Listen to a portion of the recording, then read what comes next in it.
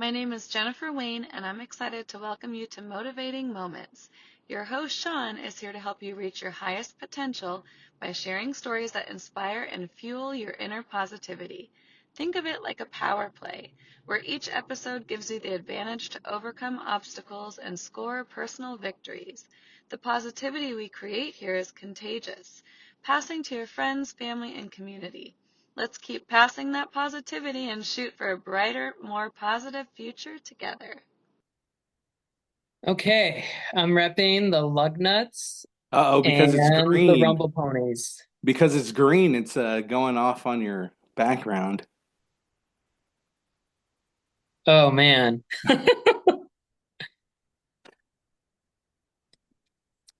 Okay. This is the Thanksgiving episode. Hey, all right. Yeah, I usually post them on Saturday. I might release it on Thanksgiving though. So for everyone listening, this is my friend Junior, and we met in a very normal way at a baseball stadium because I was actually on my way to a different baseball game, but had to stop to get swag for the lug nuts. Shout out the Lansing Lugnuts. Yeah, that's how we met. You were just there, you were wearing your A's stuff, and I think you were waiting for autographs. And I'm a big A's fan. So we just started talking. And that's the beautiful thing about baseball and sports in general. It brings together two worlds and you melt together because of the same passion and same interests.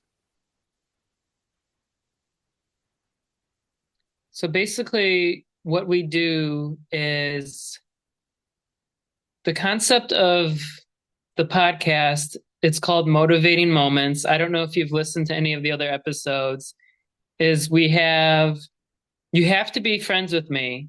So you can have a celebrity on the show because I'm friends with some celebrities like Taylor Swift, but I've had to turn down some celebrities because I just met them.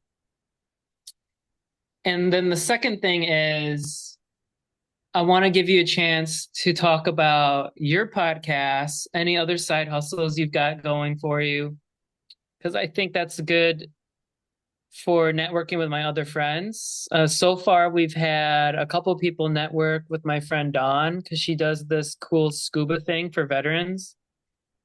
And one of my friends networked with one of my followers because she's trying to get someone to market one of her films, and he does film marketing. So the podcast, even though we have about 10 followers, it's already exceeded expectations. I think that's really cool. I don't know if we're going to do a season 2 yet. I'm running out of people to interview. I might have to go interview the same people over again and just have different topics. Last week's was really good if you're into the Matrix and how people are stuck in it and you feel like you want to get out of the Matrix and unplug. Yeah. Okay, all So right. I'm going to start off with the first question. What are you grateful for? It can be what are you grateful for right now? What are you grateful for in general? Seeing that this is Thanksgiving week, it's easy to say that I'm grateful for the family that we have. But I'm grateful for opportunities that are always out there as long as you stay true to yourself and who you want to be, because bringing that positivity around has definitely opened up some doors for me. It's easier to talk to people, and that's how we met, just talking over baseball, but it just brings in the amount of people that could possibly change your life, and that's all it is. You got to be better than you were the day before, and so I'm thankful for those opportunities.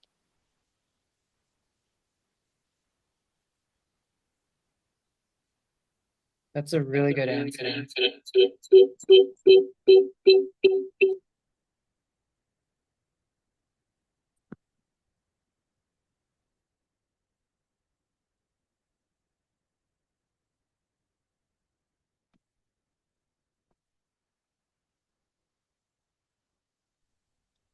My camera's all messed up.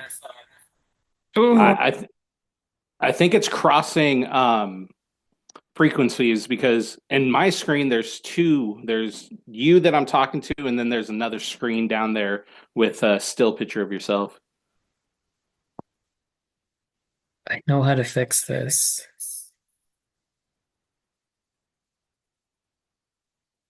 Do you know why there's two pictures? It's because the the camera that I have on the computer that's recording it, it broke. It only works when I'm not on Zoom. And I don't know how to record to my phone. Gotcha. And see, that's one of the things that I do on Triple B. We do Instagram lives, baseball bobbleheads and brews, and there's always some sort of technical difficulties. But for me, it keeps me humble because if I get too fancy and too flashy, I feel that I'm overstepping what I'm supposed to do. This is just supposed to be organic, bringing same-minded people with the same interests all together. So. The fact that you're recording this and putting it on YouTube, that is huge because that's something that I couldn't do. We used to take a little camera, videotape everything that we're doing, and my poor editing was the origins of Triple B. So you are doing already leaps and bounds better than I was ever doing. So I'm so happy that you actually went in and started your own podcast. Yeah, because when we met, I didn't even think about doing it. I think what happened was my friend Natalia said I should have a blog or something and blog about all my adventures, like the time that my friend's band had a show and I missed it because I was eating dinner. So they kidnapped us and put us in their van and they just sang songs to us in the van. We had to do that because there was the act after went on and it was too loud to do the concert outside. Just random stuff. It was really scary because I didn't know the other people in the van. I just knew her. She's actually the person that does the opening. You haven't seen it yet, but when you watch it in the future, her name's Jennifer Wayne. She's the sweetest person. And when she goes up and she's talking to people in public, it's like you're talking to a princess. She has that vibe of royalty. Oh, I never got to say what I am grateful for. And it's gonna sound really cheesy, but I was just like watching, where was I? I can't remember if it was Chipotle or something. And I was just watching everyone just running around, getting food, and then handing it off to the customer. And I'm thinking, I am so grateful that my mom made me go work at a golf course and caddy and be outdoors. I never had to be a waiter or work in a restaurant a day in my life. That's what I'm grateful for. That is very powerful too, because I've been on that side. I was a line cook for a while, and the restaurant industry, retail in general, is just really tough. So follow your passion, do what you love, and you're never really working, right? Let's go back to your podcast. You have an episode tonight, don't you? Yeah, I got an episode going on tonight with my buddy Major League Brews, and we're gonna recap the season. We made some predictions at the very beginning of the season, and we're just gonna wrap everything up with the bow. He was able to make it to the All-Star game. I was able to make it out to Roberto Clemente Day in Pittsburgh. So we're just gonna give our retrospect on the years and what we look forward to coming up in 2025. And there's some pretty cool things that are on the book, and it's going to be a great episode on Instagram. I will put the link below to your Instagram in the comments so that people can follow you. And I really appreciate that you're set up just like you are with you were in your podcast. That's Definitely, amazing. The Bobble Cantina Tres. This is the third variation of the Bobble Cantina. The original one was out in Ukiah, California, and then we moved to Okemos, Michigan. That was the second one, and now we're currently in the third one. My first house, and hopefully behind me and around me, we can get the whole cantina situated and just have a safe place to watch sports and just hang out with these beautiful bobbleheads that are given away at stadium giveaways. So it's going to be cool. Well, have you ever heard of this bobblehead? Let me move it around here. Uh-oh, screen's gone. There we go. Yes, yes. These are very hard to get. I feel that a lot of the Mets bobbleheads are sort of hard to get. I have a couple in my collection, but the market always spikes. Anything in New York, the big city, it's a destination to go to, and especially with this one that is related to the game that they played in London. He's inside of the old school phone booth, so it makes it even more of a niche type bobblehead. So a lot of different collectors would be after that one. So I want to hold on to this, huh? Definitely. It was a 5 hour car ride and then 90 minutes taking different trains to get to the 7 line. Had to get to the game. It was a 4 o'clock start because Saturday games are at 4. I had to get to the gate at 2 to secure my spot in line. It's no joke. People camp out and they make a big event of it, and this is how you find some of those great people in the community that you find those same interests, and they like collecting them. They like grabbing a couple extra if possible, so they can trade with other people, and that's how you connect the dots. You know, East Coast to West Coast, the Midwest in between. It's a network of people looking for a bobblehead just like that, or any of the bobbleheads behind me. Wow. This is a surprise. The Cobra Dave Parker bobblehead. So we got to the game like right before it started, but went through one of the VIP entrances and they still had them. And that's going to be a valuable one. The Cobra's going into the Hall of Fame next year. Congratulations to him. But also with his health issues that are going on, I'm so glad that he's going to be able to experience it before he passes away because a lot of the times, especially in baseball, some of these legends don't get to enjoy their moment in the sun. And I'm just so glad that he has the opportunity to do that. And it's a beautiful bobblehead because those throwbacks from the We Are Family era, fantastic. So I was too young to remember him on the Pirates. I only remember him on the A's. And see, for me, I was born in '85, so I was let's see, 4 years old when the A's won the World Series in '89. But what I got into was immersing myself in the history of the game. The Oakland A's, forever always the Oakland A's, as much as I'm upset with John Fisher right now.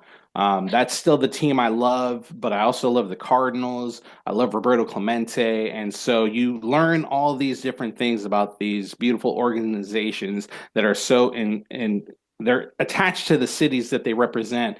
And so you got to learn your history and appreciate it. And I appreciate everything that happened in Oakland, but you know, he was a pirate beforehand. He already came to us a world champion. See, that's one of the things I like about you is you're always looking on the positive side. It's funny we talk about it with the boys over at Bobble Talk. Shout out NorCal Notters, 510 Bobbles, and the Bobble Foo.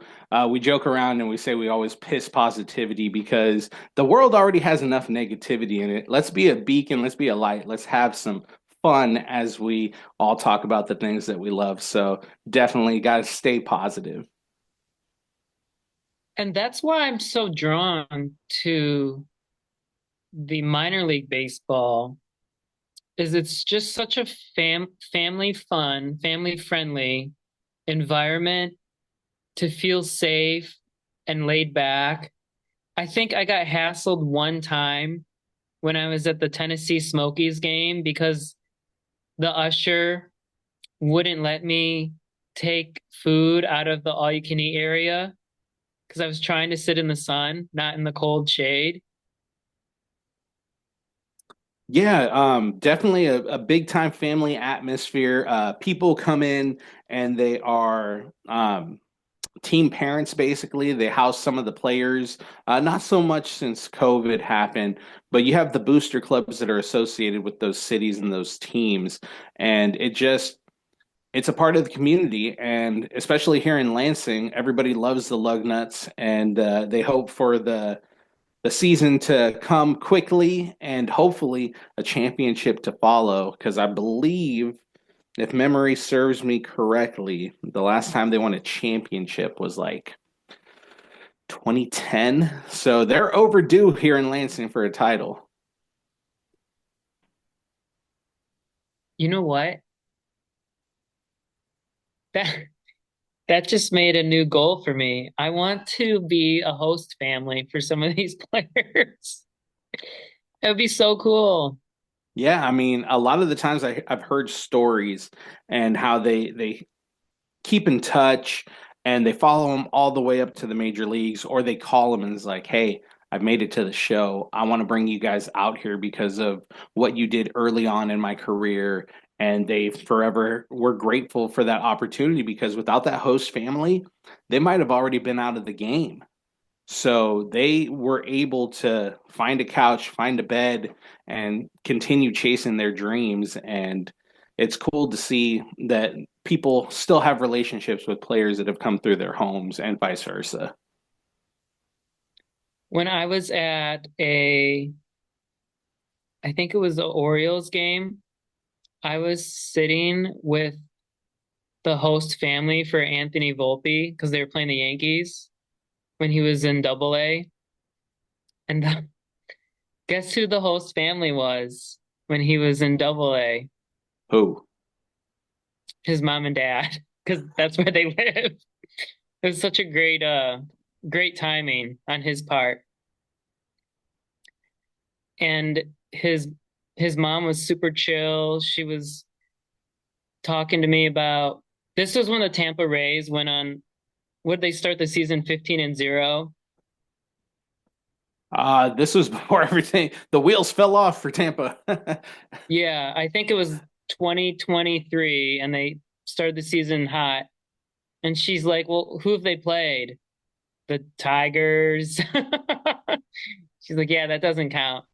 They won't be good." She told me why Anthony picked number 11. Yeah, we talked about why he wanted to skip college because he was supposed to go to Vanderbilt because he got drafted by the Yankees and that was his team growing up. And they said they can't take a chance that he gets drafted by the Tigers out of college. So good for him. I mean, but look at the turnaround that the Tigers had from 2023 to 2024. They produced the Cy Young Award winner, Screwball.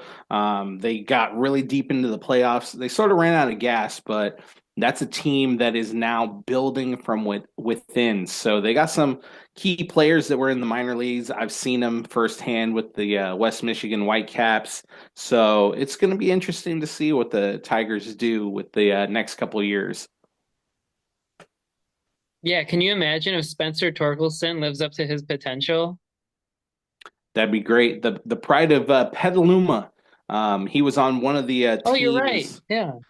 the one of the teams that went to the Little League World Series for Petaluma American Little League, and that is a hop, skip, and a jump from my hometown in Santa Rosa. So I'm definitely always cheering for Torkelson. I like him. Yeah, I forgot he's from that area. Hey, I have a question for you. So I'm going to take a road trip for 2025 and I'm gonna go to Tulsa, Oklahoma City,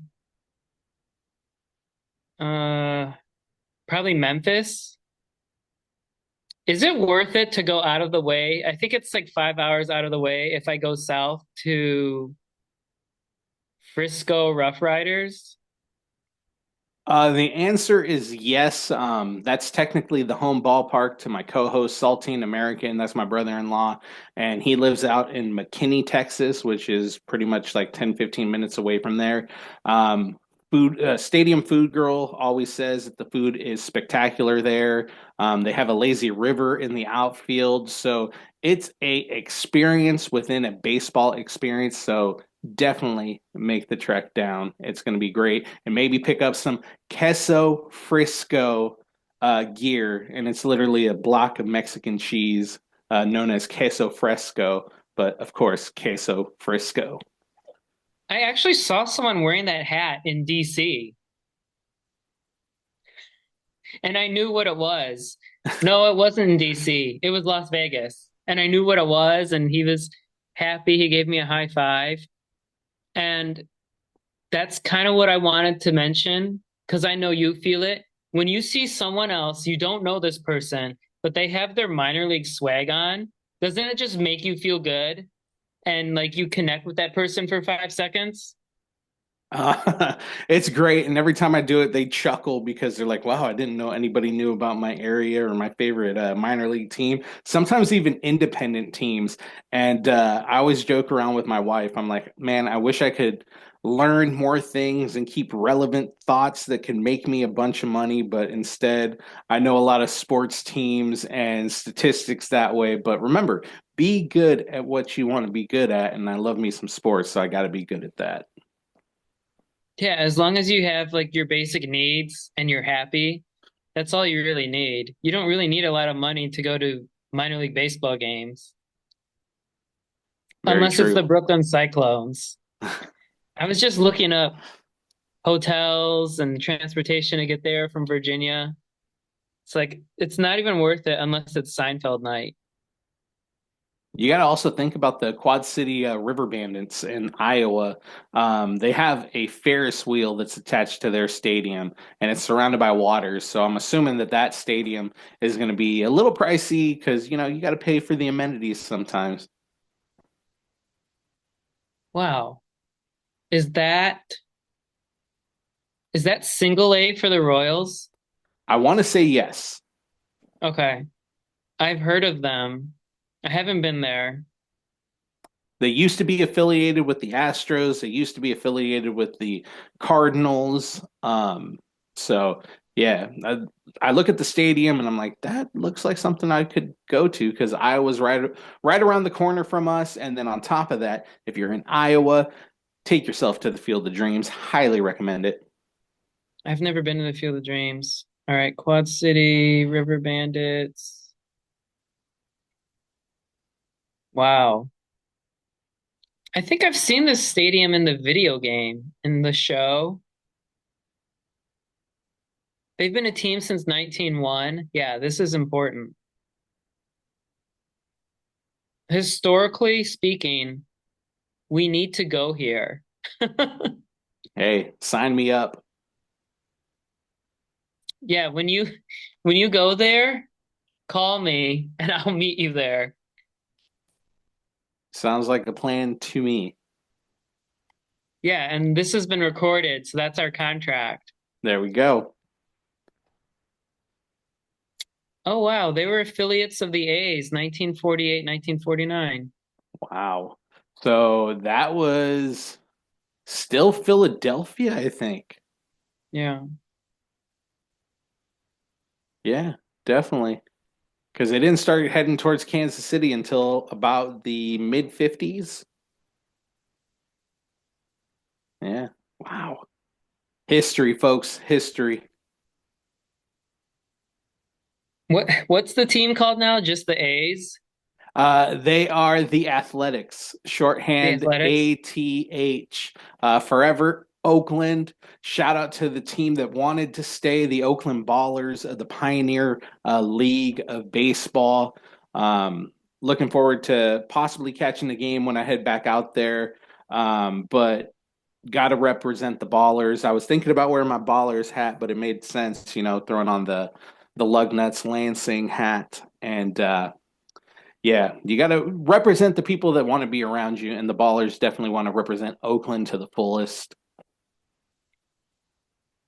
I've never heard of the Oakland Ballers. Oakland Ballers.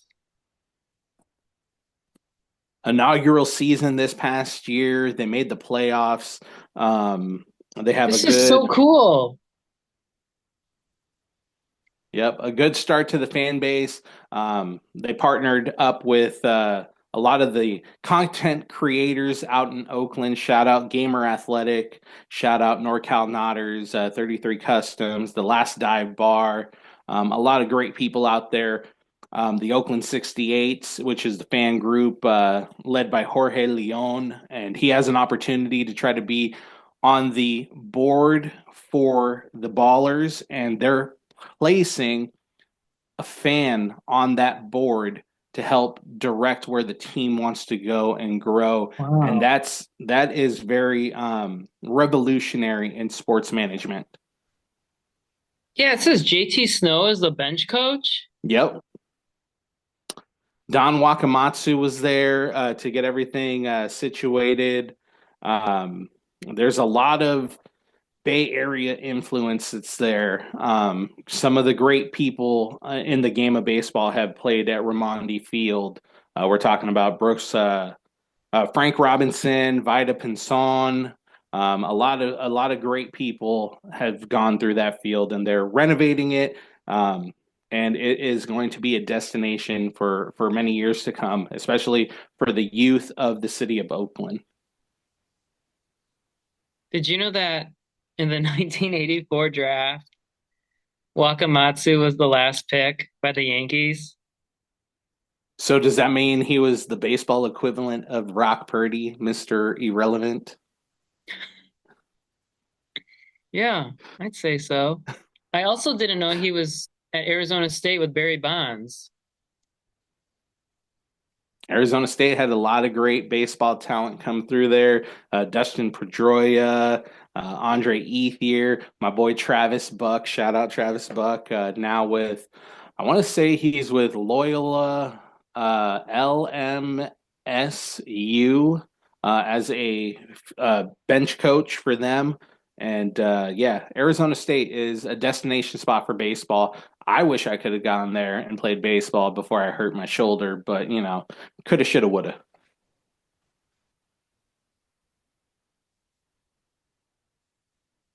All right, I just got the warning. We have 5 more minutes.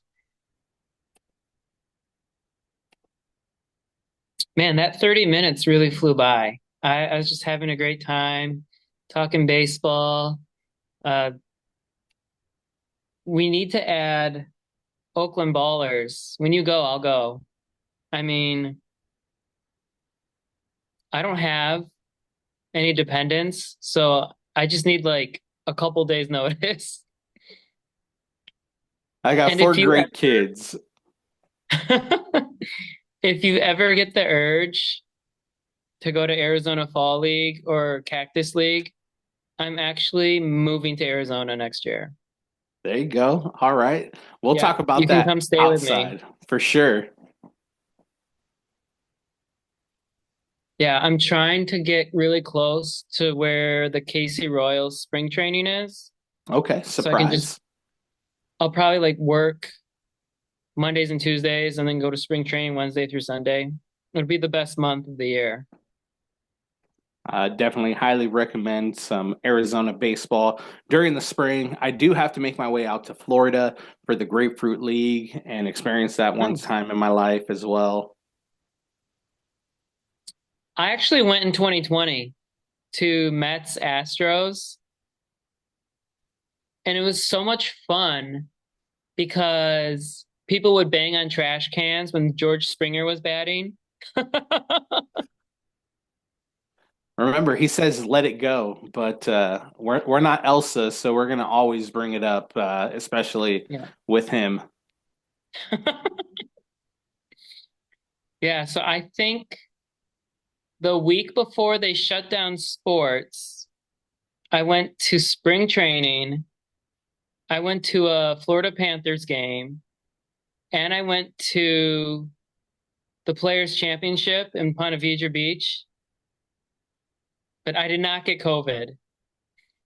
Hey, that's always good. That's a good way to finish out a baseball trip, not getting sick. But we got to thank the little things in life that we can enjoy, and that's the big thing, right?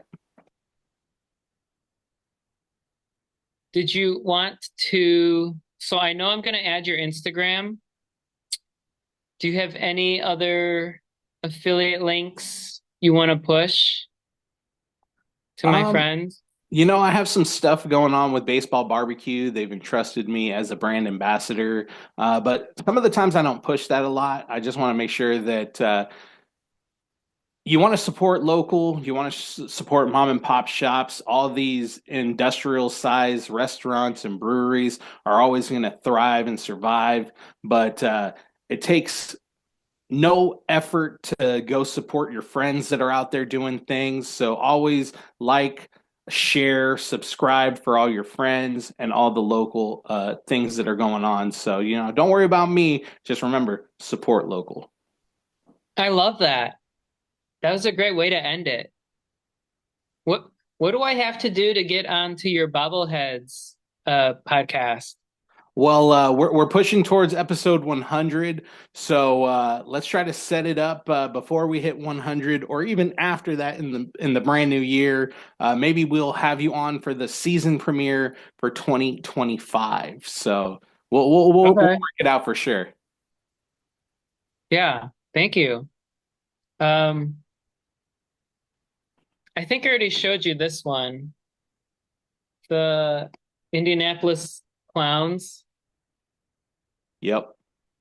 That's a beautiful set that they came out. There was a couple different variations to that, different jerseys.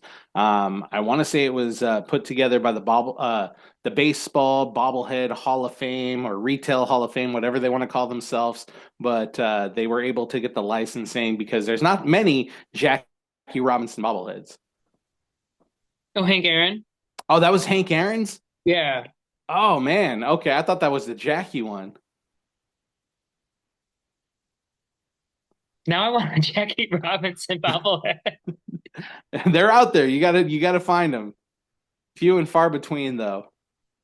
Do you collect baseball cards? I have a couple cards here and there. I have a custom card coming in for Roberto Clemente. I have a couple patch cards that I've collected over the time, but I like to get the Allen and Ginter cards and or Topps Heritage, and then get the on card auto at the games. That's what me and my kids love to do. That's what I thought. I have some pre-war stuff like Mo Berg and Ty Cobb and Christy Mathewson, but the cards keep going down, so I'm waiting for the bottom to buy more. Very true. The ever fluctuating line of baseball card collectibles. Right now, everything's thriving. The bounty that's on the Paul Skeens one of one patch card is crazy. So collect responsibly when it comes to those cards, because that hunt can sink a little bit of money there. I was really impressed when you had the Tyler Soderstrom bobblehead. I was like, this guy's in deep if he knows who Tyler is. And what's crazy is he was playing for the Lugnuts in 23, right? I want to say it was 22. Okay, so I saw him in 22. He was playing first base or DH against Ellie De La Cruz, and now they're in the majors. Yeah. You never know who's going to come through. We had Cam Collier from the Dayton Dragons, who was the Futures Game MVP. He was playing down here. Jackson Oh, I Job remember did, him. Yeah, Jackson yeah. Job did a rehab start as well. So keep your eyes posted. Whenever you go to minor league, you could be looking at a future MVP or a future Hall of Famer in the making, and you can say, "I remember when I watched him." Hey, I really appreciate you coming on. Hopefully you have a good episode tonight, and I'll talk to you soon. Can't wait to go see some baseball games with you next summer. I'm so honored that you brought me on the show, and look forward to many, many more episodes, many more seasons from you as well. Thanks, Junior. Thank you. Talk to you soon.